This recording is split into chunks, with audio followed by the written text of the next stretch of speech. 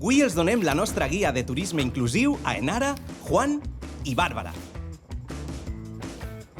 Això és el que ha passat. Cada vez que visitamos a la abuela, Enara alucina con su colección de cerámica. Así que me hacía mucha ilusión compartir esta ruta con ellas porque Castellón tiene mucha tradición e historia sobre la cerámica. Uno cree que conoce su tierra, pero cuando vienes a Sueca y paseas por sus calles, encuentras un montón de patrimonio modernista. Es como ver un desfile de moda, pero con edificios.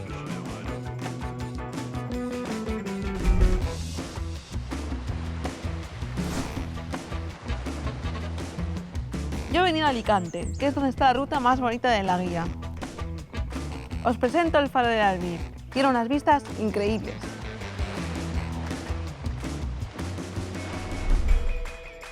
Nunca dejará de impresionarme que las técnicas de la cerámica tengan miles de años. Gracias a lo que ha descubierto en esta ruta, Enara podrá apreciar todavía más algo tan sencillo y cotidiano como su taza del desayuno.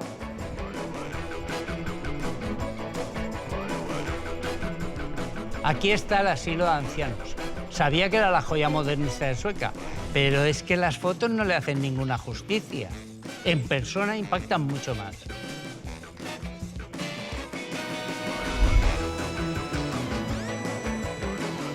Pues ya estoy arriba.